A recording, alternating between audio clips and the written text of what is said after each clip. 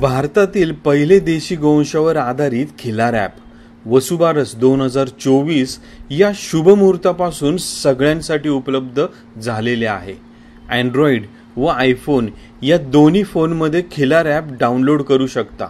भारतातील प्रत्येकाने ॲप आजच डाउनलोड करा. महाराष्ट्र काय, कर्नाटक काय, सर्वांनी सबस्क्राईब करा खिलार महाराष्ट्राची शान आणि क्लिक करा बेल आयकॉनवर. एन्जॉय. नमस्कार मंडळी, खिलार महाराष्ट्राची शान या यूट्यूब चॅनलवर मी सूरज दिघे आपल्या सर्वांचं सहर्ष स्वागत करतो. मंडळी आज जर तसं पाहायला गेलं तर आज खिलार क्षेत्रातली प्रगती आज शेतकऱ्यांच्या माध्यमातून जर आपण पाहिली तर खूप चांगल्या पद्धतीने प्रगती होताना आपल्याला दिसत आहे. कारण याच्या मागं आत्ता आपण ज्या शेतकऱ्यांच्या दावणीला आहोत त्यांचे वडील असतील, आजोबा असेल किंवा ते गाव असेल, त्या गावाने याच्या अगोदर घेतलेली मेहनत आपल्याला पाहायला मिळतं. आज जर महाराष्ट्राचा नकाशा जर ओपन केला तर त्याच्यावर जर आपण लाल पेनाने मार्किंग करायला चालू केलं तर कुठे कुठे जातीवंत खिलार सांभाळले जातात. तर याच्यावरती खूप मोजकीच ठिकाणं आपल्याला पाहायला मिळतील. तर त्याच महाराष्ट्राच्या नकाशावरचं आजचं गावाचं नाव आहे नरंदे आणि त्या मालकाचं नाव आहे शरद साळुंके, तालुका हातकणंगले, जिल्हा कोल्हापूर. तर या गावातले मंडळी हे शेतकरी आहेत. तर आज तसं पाहायला गेलं तर आज खरं तर खिलार जर चांगली पुढे जपायची असेल किंवा खिलारचं पुढे ब्रीडिंग किंवा तिची सुंदरता, म्हणजे खिलार कशासाठी जास्त ओळखलं जातं की त्याचं सुंदरपणा असेल किंवा त्याचा आखीव रेखीवपणा असेल किंवा त्याचं एखादं नवीन माणूस आल्यावर किंवा एखादं झाडाचं पान जरी पडलं तरी किंवा चाहूल लागली तर ते कावरं बावरं होणं असेल. म्हणजे संपूर्ण देश जर का प्रेमात पडतो तर ह्या गोष्टींमुळे खरं तर या खिलारच्या प्रेमात पडतो. मालक, थोडंसं आम्हाला तुमचं नाव गाव सांगा, हे कुठे आहे तुमचं शेत आणि काय सध्या दावणीला आहे ती माहिती द्या. नमस्कार, माझं नाव शरद साळुंके, गाव नरंदे, हातकणंगले तालुका येतोय, कोल्हापूर जिल्हा. महत्वाचं म्हणजे गाव आपलं दुसरं अजून एक ठिकाणी नकाशावर दाखवण्यात येते. आपल्या इथे शरद सहकारी कारखाना आहे, सहकारी साखर कारखाना आहे. त्या निमित्तानं सुद्धा जनावरांची खिल्लारची उलाढाल इथं मोठ्या प्रमाणात होत होती. आता जर गळीत हंगाम चालू झाला तर खिल्लारची उलाढाल इथं जोरात होते आपल्या इथं. आणि महत्वाचं म्हणजे आज ही गायचं नाव कस्तुरी आहे आणि जातीवंत. एक 2023ला खरसुंडी यात्रेला गेलो होतो मी. आपली चैत्र यात्रा खरसुंडी 2023ची. तिथून पुन्हा आम्ही खाली फिरत सांगोला भागात गेलो. सांगोल्यातून पुन्हा तिथून पंढरपूर साईडला गेलो. पंढरपूरातून पुन्हा हुलजंती साईडनं करजगीमध्ये आलो. करजगीमध्ये आमसनी तो करजगी बैल सोन्या अशोकांना जाधव तो बैल बघितला. बैल बघितल्यानंतर पैदास दाखवताना ही गाय दिसली दावणीला तिथल्या शेतकऱ्यांच्या. दावणीला दिसल्यानंतर ही गाय म्हणलं पसंत पडल्या आपल्याला देतात का बघा.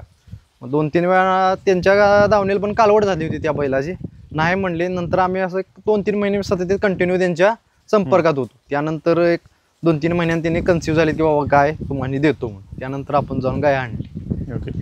तर मंडळी, एक गोष्ट, आता मालकाने गाय कुठून घेतली, काय घेतली या संदर्भातली माहिती दिली. आता थोडंसं पुढे जाण्याच्या अगोदर मी तुम्हाला आवर्जून सांगतो, खिलार महाराष्ट्राची शान चॅनलचं ॲप जर इन्स्टॉल केलं नसेल तर ते आत्ता लगेच करा. की अँड्रॉइड आणि iOS या दोन्ही प्लॅटफॉर्मसाठी उपलब्ध आहे, की ज्या माध्यमातून आज मालकाच्या दावणीला असलेलं, तुमच्या शेतकऱ्यांच्या दावणीला असलेल्या सर्व पशु, खिलार सोबत इतर पशु, शेतमाल असेल, हे तुम्ही स्वतः त्या ॲपमध्ये टाकू शकता आणि स्वतः पूर्ण देशाशी, भारताशी कनेक्ट राहू शकता, की याचा सर्वात जास्त फायदा तुम्हाला होणार आहे. मालक, आता एक गोष्ट आम्ही तुमची पाहिली की तुम्ही त्या भागात फिरायला गेले होते. तर गाय जेव्हा निवड करायची ठरलं तर तुम्ही म्हणले की तिची पैदास पाहिली किंवा तर कोणत्या कोणत्या गोष्टी बारकाईने पाहिल्या? कारण आज बराचसा शेतकरी वर्ग की जे या क्षेत्राकडं तरुण वर्ग येते, तर कसे बारकावे तुम्ही बघितले जातात? आता पैदाशीचं म्हणजे महत्वाचं, त्यावेळेला हे जास्त का नाही पहिलंच वेत होतं. त्यावेळेला पहिला रोज कालवड पडली होती आणि त्या मालकानं सुद्धा जातीवंत बैल दाखवला होता. महत्वाचं म्हणजे गायीनं काय केलं होतं, सगळं बैलावर टाकलं होतं. चेहरा गायीचा घेतला होता आणि बैलाचा सुद्धा नाजूक चेहरा होता.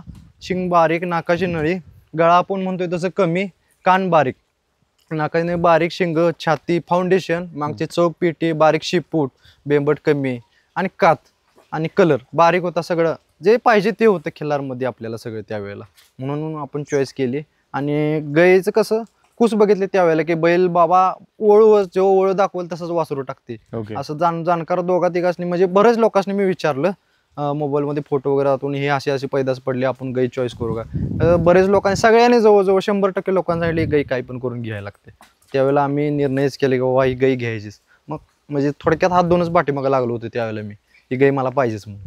आता तुम्ही जसं म्हणले की आता सगळं बऱ्याचशा तुमचे मित्रमंडळी असतील, जुने जाणकार असतील, त्यांच्याशी तुम्ही चर्चा केली आणि ठरलं की बाबा काही होऊ दे ही गाय घ्यायची. आता विषय आला की काही होऊ गाय घ्यायची, पण त्या मालकाला द्यायचीच नसेल तर इथं विषय येतो की मग ती किंमत मध्ये चढावड होते. तर मग ती पण आपली तयारी होती की काही द्यायची वेळ आली तरी तयार होती. मग तुम्ही त्यावेळेस गाय घेताना तुमच्या खिशाला परवडली का थोडंसं ओझं झालं? नाही काय नाही, आपल्याला लय स्वस्तात बसली गाय. ओके. गाय म्हणजे एकदम रिझनेबल रेटला, साधी एकदम खाली होती गाय, आपले बाजार रेटला गाय बसली. ते लोक हटून बसले नाहीत की बाबा गाय मागायच लागला, तुम्ही जातीवंत आमची गाय आहे आणि हटून पैसे घेतो, लाख घेतो 2 लाख असं काय सांगितलं नाही.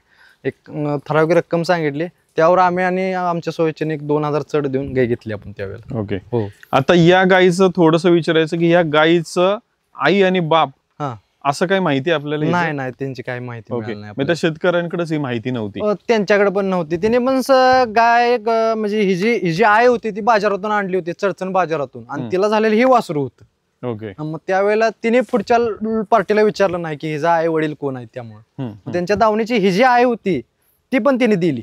ओके. उमदी यात्रेला तिने दिली. सगळं आम्ही चेक केलं, फोटो वगैरे होते तिचे, पण म्हणजे त्यांचे लाईन किंवा ब्लड लाईन आपण म्हणतो किंवा मालकाचं नाव असं काही मिळालं नाही.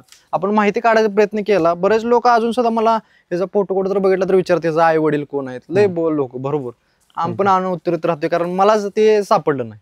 शेवटी त्या बाजारात पण तुम्ही प्रयत्न भरपूर केला की बाबा असं माहिती आपल्याला. अजून सुद्धा जातोय, अजून सुद्धा विचारतोय ते, म्हणजे आमचे लोक कशी होती, काय नाव वगैरे त्यांचं आठवतं का, पत्ता वगैरे आठवतो, कुठल्या गावात आणलेले त्यांचे. आता मेन म्हणजे ह्याचे मालक वयस्कर झालेत, 90 वर्ष वय त्यांचं, आणि मुलगा त्यांचा ह्या क्षेत्रात नव्हता.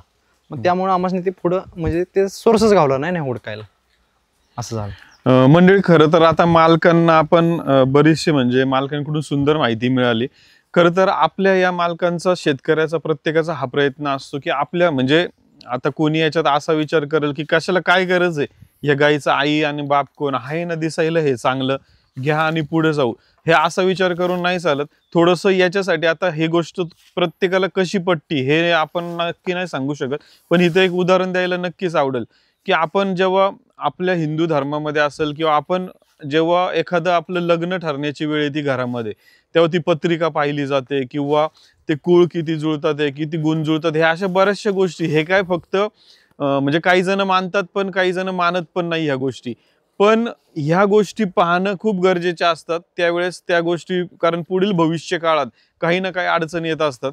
तर याच गोष्टीसाठी आपण खिलार महाराष्ट्राची शान चॅनलच्या पुढाकाराने या स्वतः सर्व महाराष्ट्र कर्नाटकातली शेतकरी, जुने जाणकारी यांच्या माध्यमातून आपण खिलारचा ब्रीडिंग प्रोग्राम करतोय की ज्याच्यामध्ये आपण या खिलारला मायक्रोचिप बसवणार आहोत. आता मायक्रोचिप कशी असते, काय असते, हे तुम्हाला थोडक्यात आपण सांगितलेलं आहे की ज्याच्यामध्ये खूप कमी खर्चामध्ये कुठलीही हानी आपल्या पशुला न होता. याचा फायदा काय होणार आहे की आज या मालकापासून, या गायीपासून तयार होणारी जातीवंत सुंदर गायी असतील, कालवड असतील, खोंड असतील, हे जे तयार होणार याचं रेकॉर्ड उद्याच्या पिढीकडे, म्हणजे आज आपण सर्वांनी मिळून जर केलं तर उद्या पुढच्या 2ऱ्या किंवा 3ऱ्या पिढीकडे एक चांगलं रेकॉर्ड आपल्या गायीचं असेल. तर त्या काळामध्ये एखादी ह्या गायीची कालवड किंवा खोंड आज कुठं आहे, आज मालक वन भटकतोय, पेट्रोल खर्च करतोय, इकडं तिकडं उन्हातानात फिरतोय, पण आज पत्ता नाही लागत आहे. तर हाच पत्ता लागण्यासाठी आपण एक ऑनलाईन सर्वांसाठी फॅसिलिटी करतो. जसं ॲपमध्ये आता आपण सर्वांना कनेक्ट करतो, याच ॲपमध्ये समजा शरद यांची गाय जर आपण तिथे ओपन केली तर त्या गायीची आपल्याला पूर्ण पेडिग्री तिथे पाहता येईल. याचा फायदा फक्त ह्या शेतकऱ्याला तर अफाट होणार आहे, कारण आज त्या उद्या शेतकऱ्याचं जसं यांनी सांगितलं की ज्या मालकाकडून आम्ही गाय आणली त्याच्या मुलांना इंटरेस्ट नव्हता, त्याच्यामुळे थोडंसं पुढे त्यांनी सांभाळलेलं आपल्याला दिली. पण उद्या शरद यांची पुढची मुलं असतील किंवा त्यांची अजून फॅमिली असेल तर त्यांच्याकडे हे रेकॉर्ड की बाबा आपल्या घरातल्या कोणीतरी एक नामवंत अशी गाय आपल्या दावणीला सांभाळली होती की आज त्याची वासरं इकडं तिकडं, हे रेकॉर्ड आता शरद जरी समजा एखादा शेतकरी म्हणेल की आणि करतो शेतकरी की बाबा आज माझ्याकडे रेकॉर्ड आहे वहीमध्ये लिहून ठेवलेलं, माझी गाय हित आहे, तिची ही कालवड आहे, दुसरं खोंड जन्माला आलेलं त्या गावामध्ये करंजगीमध्ये किंवा कुठे, पण उद्या समजा पण शरद यांनी ठेवलेलं रेकॉर्ड जर आपल्या सगळ्यांना पाहायला मिळालं, आपल्या शेतकऱ्यांच्या दावणीचं प्रत्येक रेकॉर्ड सर्वांना पाहायला मिळालं, तर आज खिलार म्हणजे चॅनल जवळपास चालू होऊन आता 6 ते 7 वर्ष झाले. आणि तसं पाहायला गेलं तर हे नक्कीच आपण मान्य करू शकता की मागच्या 6-7 वर्षापूर्वी आणि आज खिलार एक चांगल्या उंचीवर आले आज प्रत्येकाच्या तुमच्या तोंडातून ऐकायला मिळतं. आणि हेच जर ब्रीडिंग प्रोग्राम मध्ये जर आपण रेकॉर्ड मेंटेन ठेवलं तर पुढच्या कदाचित एक म्हणजे पुढच्या 10-15 वर्षामध्ये या खिलारला अख्ख्या जगात कोणी तोड नसतं देत. म्हणजे आज आपण इतर गोवंश पाहतो की ते अशा पद्धतीने काम करतात, तशा पद्धतीने काम करतात, पण आज खिलारला जो स्टेटस आहे तो स्टेटस अजून भयानक किंवा अजून मोठ्या उंचीवर घेऊन जाण्याचं काम आपण या माध्यमातून करणार आहोत. शरद, आता एक शेवटचा मला तुम्हाला एक असा प्रश्न विचारायचा आहे की आज तुम्ही एक जातीवंत सुंदर अशी गाय बघताय की जी काय म्हणू आपण की क्वालिटी काय आज तुम्ही निवडून आणलेली, पण आता खरं पाहायला गेलं तर आज पाहणाऱ्या प्रत्येक प्रेक्षकाची ही इच्छा आहे की आमच्याकडे एक अशी गाय असावी. मग एक मोठी जबाबदारी आज तुमच्यावर आहे की एक म्हणजे एक ओझं मी म्हणेल, कारण आज प्रत्येकाचे तुम्हाला कदाचित फोन येत असतील किंवा हे येत असतील, आम्हाला हिची कालवड द्या, खोड द्या किंवा कोण किंवा जुना मालक आज तिची सांभाळणी बघून म्हणत असेल हे परत द्या आम्हाला म्हणून, असं होत असेल तर भविष्यात हिच्यापासून चांगलं ब्रीडिंग व्हावं काय गोष्टीची काळजी घेताय, काय प्रयत्न करताय ते सांगा. आता काळजी म्हणजे आपण चांगला जातीवंत बैल बघून दाखवतो हिला, चांगल्या लाईनचा, ज्याचं आई वडील किंवा ज्याची लाईन, आणि शक्यतो करून जे वळूची वासरं आता चांगली पडलेली आहेत, वासरं म्हणजे निवडलेली आहेत, म्हणजे वळू क्षेत्रात किंवा प्रदर्शन क्षेत्रात, शर्यत क्षेत्रात असे वळूच मी निवडलेत शक्यतो, आणि चांगल्या लाईनचा बैल दाखवणे. आता कालवडी म्हणजे आता ह्याला जर कालवड झाली तर दोघा तिघांनी लोकांनी सांगितले मला पाहिजेच, मी घेऊनच जाणार, तू काही करा आम्हाला माहित नाही पण ही पाहिजेच, हक्कानं लोक सांगायला लागलेत आजकाल. हक्कानं म्हणजे तू सांगशील तेवढी आम्ही किंमत देतो, पण ही जी कालवड आम्हाला लागणार, तुम्ही काही करा, तुमच्या गोट्यात नाही, आता एक आहे तेवढी तुमच्या गोट्यात बाद जाते म्हणून एक आमच्या दारात असून दे, असं लोकांनी ठणकावून सांगितलं की बाबा मला कालवड हिची पाहिजे. हा, चांगला बैल दाखवतो, खाण्यापिण्याची काळजी बाकी काय नाही, एवढं जाते ह्याला लय जास्त सांभाळायला लागत नाही. हाय रेग्युलर वातावरणात खिल्लार म्हणजे टिकून राहते, औषध पाणी वगैरे काय नाही, लय प्रिकॉशन नाही, रेग्युलर मध्ये राहते आपली. ओके, तर आता ह्या गाईचं वय किती, आपण आणण्या अगोदर किती वेळ झालेत, इकडे किती काय आहे सध्या? आता दाताला गाई 6 दात आहे, आपण आणली त्यावेळेला एक वेद तिथं झालं होतं, आणि आपण आणल्यानंतर एक त्याची तब्येत एवढी नव्हती तर 6 महिने विश्रांती दिली त्याला. 6 महिने आपण काय ब्रीडिंग म्हणजे रेतन केलं नाही आणि भरवलं नाही. त्यानंतर एक 2-3 वेळा मी खालतीकडून म्हणजे जवळजवळ 150 पावणे 200 170-75 किलोमीटर पर्यंत गाय नेली आपण, जवळजवळ पाक खाली लांब पर्यंत गाय 2-3 वेळा ब्रीडिंग करायला नेली, पण तिथं आपलं काही कन्सिव्ह झालं नाही रेट. त्यानंतर 3 वेळा झालं तसं. त्यानंतर आणि जरा थोडं बहुत थांबलो, सगळे गायचं सगळं बाकी काय प्रॉब्लेम होते डॉक्टरांकडे सगळं चेक केलं आपण. मग त्यानंतर एक दिवस पुन्हा बैल आपण एक आणला आपल्या दावणीला, करजगी बैलाचा बैल होता, कोण होता टायगर म्हणून, तो आणला. त्यानंतर त्या बैलाचं आपण म्हणजे संगोपन चांगलं केलं, आणि चालू करण्याच्या वेळेला पहिल्यांदा बैल हिलाच दाखवला आपण, तो 11 जूनला दाखवला. ओके, हा 11 जूनला. त्यानंतर आम्ही म्हणजे चेकच केले की बाबा गाई कन्सिव्ह राहिली, पहिल्या आपल्या बैलाची पहिलीच गाई कन्सिव्ह राहिली, हिथंच भरवली आपल्या इथं. नमस्कार मंडळी, खिलार महाराष्ट्राची शान चॅनलचे 2025 ची दिनदर्शिका बुक करण्यासाठी हा व्हिडिओ शेवटपर्यंत नक्की बघा. सर्वात पहिल्यांदा तुम्हाला पैसे भरणे गरजेचे आहे. पैसे भरण्यासाठी तुम्हाला 2 पर्याय दिलेले आहेत. एक तर बँक खात्यात पैसे भरा, किंवा जीपे किंवा फोनपेच्या माध्यमातून देखील सहजरित्या तुम्ही पैसे भरू शकता. बँक खात्यामध्ये पैसे भरण्यासाठी खाली बँक खात्याची संपूर्ण माहिती दिलेली आहे, किंवा तुम्ही UPIच्या माध्यमातून पैसे भरणार असाल तर सर्वात पहिल्यांदा आत्ता तुम्हाला स्क्रीनवर दिसत असलेला हा QR कोड स्कॅन करून किंवा दिलेल्या फोन नंबरच्या साहाय्याने जीपे, फोनपे किंवा पेटीएमच्या साहाय्याने सर्वात पहिल्यांदा पैसे भरा. पैसे भरल्यानंतर त्या पावतीचा फोटो म्हणजे स्क्रीनशॉट काढून ठेवायला विसरू नका. आता तुमचे पैसे भरून झालेले आहेत, पण अजून तुमचे कॅलेंडर बुकिंग पूर्ण झालेले नाही. यानंतर व्हिडिओच्या खाली डिस्क्रिप्शनमध्ये एक लिंक दिलेली आहे. कॅलेंडर घरपोच येण्यासाठी हा फॉर्म भरणे तुम्हाला अति आवश्यक आहे. फॉर्म ओपन केल्यानंतर सर्वात पहिल्यांदा तुमचे नाव भरा, त्यानंतर फोन नंबर, संपूर्ण पत्ता भरताना तुमचे गाव, तालुका, जिल्हा ही माहिती नीट भरा, कारण पोस्टमन कॅलेंडर घरपोच घेऊन येण्यासाठी हे खूप महत्त्वाचे आहे. आता येथे 6 आकडी पिनकोड नंबर बरोबर चेक करून भरा. किती कॅलेंडर पाहिजे ती संख्या लिहा. किती पैसे भरले आहेत तेही लिहा आणि सर्वात शेवटी आणि महत्त्वाचे म्हणजे पैसे भरलेल्या पावतीचा फोटो किंवा स्क्रीनशॉट जो तुम्ही मगाशी काढून ठेवलेला आहे तो देखील अपलोड करा. ही स्टेप महत्त्वाची आहे. आता सर्वात शेवटी सबमिट या बटनावर क्लिक करा म्हणजे तुमचे कॅलेंडर बुकिंग पूर्ण झालेले आहे याची खात्री करा. एक महत्त्वाची बाब लक्षात घ्या, तुम्ही पैसे भरलेले आहेत पण हा फॉर्म जर भरलेला नसेल तर तुमचे कॅलेंडर घरपोच येणार नाही याची सर्वांनी नोंद घ्यावी. त्यामुळे फॉर्म भरणे हे सर्वांना बंधनकारक आहे. फॉर्म भरणे खूप सोपे आहे. फॉर्म भरताना काही अडचण येत असेल तर जवळच्या मित्रमंडळी किंवा इतर माहितीदारांची मदत घेऊन तुम्ही सहजरित्या भरू शकता किंवा चॅनलच्या नंबरवर देखील फोन करू शकता. डिसेंबर 2024च्या महिनाअखेरपर्यंत तुमचे नवीन वर्षाचे म्हणजे 2025चे खिलार कॅलेंडर घरपोच आलेले असेल. धन्यवाद. खिलार महाराष्ट्राची शान. मला इथे एक विचारायचं की तुम्ही मग आता सांगितलं की गाय मालकाकडून आणली आणि आपण 6 महिने तिला भरलीच नाही किंवा थांबवलं, काय कारण होतं? कारण गाय खराब होती त्यावेळेला. आपल्याला गायचा अंदाज नव्हता की गाय किती लांब नेल्यानंतर काही बाबा कन्सिव्ह राहत्या बैलाकडून, ओळ बैलाकडून किंवा काय, आणि खर्च जास्त असल्यामुळे आपण त्यावेळेला धाडस केलं नाही. आपल्याला 100% गॅरंटी होती की बाबा गाय आपली गाप धरत्याच.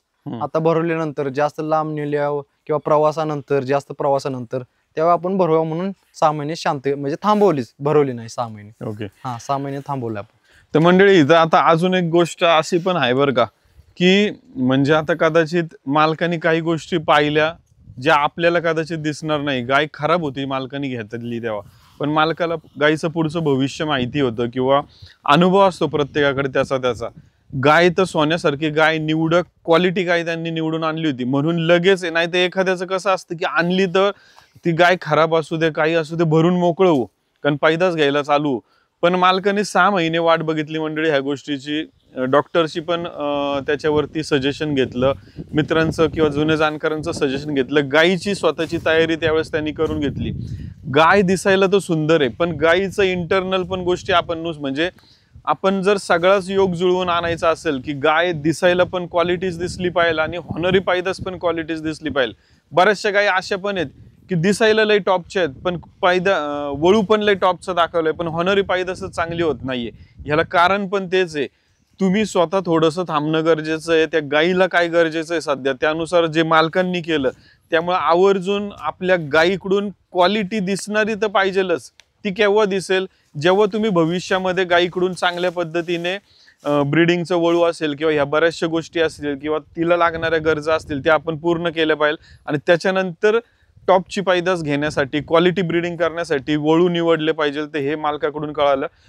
मालक आता एक शेवटचा प्रश्न असा विचारतो की सध्या खिलार क्षेत्रामध्ये तर पाहायला गेलं तर थोडंसं प्रत्येकाकडं खिलार आपल्याला पाहायला मिळते. आज तुमच्या दावणीला एक सुंदर अशी गाय, एखादा शेतकरी किंवा एखादा नवीन गोपालक आहे, मग तो गावाकडचा असेल किंवा शहरातला असेल, बरोबर, त्याला जर हे असं काहीतरी सुरुवात करायची की बाबा आता मला पण एक गायपासून सुरुवात करायची जी तुम्ही केली, बरोबर, कसं त्यांनीच गेलं पाहिजे?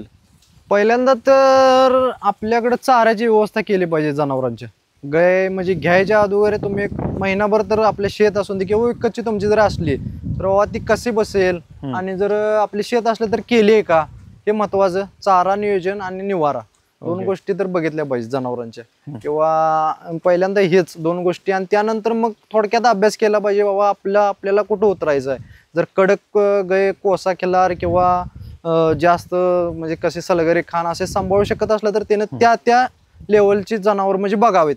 आणि चालू करताना साधारणतः लहान वयापासूनच एखादी कालवड किंवा शांत स्वभावाची गाय, कारण नवीन माणसाला तापट स्वभावाची जमत नाही. मी पण आणली होती सलगर खाण्यातली तापट ज्यावेळेला नवीन होतो 2017 साली. सलगर खाण्यातली आपण हरण्या खिलार गाय एक आणली होती, तिचं पोट आता मी पाठवतो मसने. आणि लय वांड गाई ह्या इथंच बांधत होतो अक्षरशः. वांड म्हणजे 10 नंबरची व्यसन घालून दोन्ही ह्यानं धरत होतो आपण. 2 कासऱ्याला तू भाऊ एक आणि मी एक, दोन्ही बाजूला 2 दावे वळूवानी. आणि ती गाय आत बाहेर करत होतो. आतल्या गोट्यात रात्री आपली जणू आतल्या गोट्यात दिवसभर बाहेर असतात. 2 जागा 2-3 जागा काय असेल ती. मग ते नंतर म्हणजे इंटरेस्ट संपा लागला खिल्लार मधला, किंवा वांड आहे आणि कुठेतरी लागेल किंवा काय होईल. मग ते गाय असं व्हायला लागली होती. नंतर मी देऊन टाकली पुन्हा गाय. ती पुणे साईडलाच दिली आपल्या. कारण तिकडे साईडला शर्यत क्षेत्रात कडक वासर लागतात आणि ती लोकांनी पुण्याचे बघितल्यानंतर ती पाठीमागूनच लागून नेली. गवळी म्हणून तिने नेली. त्यानंतर आपण म्हणलं आता अभ्यासच पूर्ण करायचा आणि गाय आणायची, त्यानंतरच गाय आणायची. मग जाऊन आपण शांत स्वभावाचीच आपल्याला बाबा ही सांभाळू शकतोय आपण, त्यामुळं शांत स्वभावाचीच गाय बघून मग त्यावेळेला आणली. आणि आता चॉईस करताना प्रत्येकानं नवीन माणसानं तर 100% कडक रक्त किंवा हे बघूच नाही, शांत स्वभावाचीच कालवड असून दे किंवा गाय असून दे, त्यात इंटरेस्ट वाढत जातोय. जर ते आपल्या मनाविरुद्ध जर करायला लागली गाय किंवा काय कोणती जनावर असेल तर ते इंटरेस्ट संपतोय, त्यातलं नको वाटतंय ते. मग खिल्लारमध्येच एक वेळेस नको वाटते ते, म्हणून शांत स्वभावाची. कारण आपल्या मनाप्रमाणे जर ते जनावर वागलं आपल्याला पण जास्त वाटते नाही, अधिक करू त्याची अजून निगा करू, अजून जागा करू असं वाटतंय. पॉझिटिव्ह बाजू पाहिजे जनावरांच्याकडे. धन्यवाद शरद. आज या मुलाखतीच्या माध्यमातून बरीचशी सुंदर माहिती तुम्ही याच्यामध्ये दिली. तर आता आम्हाला इथे जर गाय पाहायला यायचं असेल किंवा हे कुठे एक्झॅक्ट कसं यावं लागेल? आता आम्ही तसं पाहायला गेलं तर बरंच फिरत आलो, थोडस पत्ता चुकलो होतो. तर इथे समजा एखाद्याला पाहायला यायचं असेल तर कुठे लोकेशन आहे? गाव आपलं नरंदे आहे, कोल्हापूर जिल्ह्यात येतंय आणि हातकणंगल्यापासून आपलं गाव 6 किलोमीटर आहे नरंदे म्हणून. नरंदे साखर कारखाना टाकलं तर चालतंय, शुगर फॅक्टरी आपल्या गावात. आणि असं इकडे पुणे बेंगलोर हायवे किनी टोल नाक्यापासून 8 आणि 4 13 किलोमीटर पर्यंत येतं. 13 किलोमीटर आत येतं गाव आपलं. पूर्वे साईडला. आम्हाला एकदा तुमचं नाव, गाव, तालुका, जिल्हा, फोन नंबर परत एकदा सांगा. माझं गाव नाव माझं शरद साळोके, गाव नरंदे, तालुका हातकणंगले, कोल्हापूर जिल्हा. Mobile number 91 30 20 60 60. धन्यवाद शरद. मंडळी, एक गोष्ट शेवटच्या टप्प्यामध्ये जे त्यांनी नमूद केली त्याला थोडंसं मी अजून त्यांच्याच उत्तराला थोडंसं हे करतो की त्यांनी काय सांगितलं की नवीन खिलार पालक किंवा तुम्ही नवीन या क्षेत्रामध्ये येत असेल तर आपल्याला जे परवडल म्हणजे नुसतं पैशाने परवडण्याचा विषय नाही सांगितला त्यांनी. तर त्यांनी हे पण सांगितलं की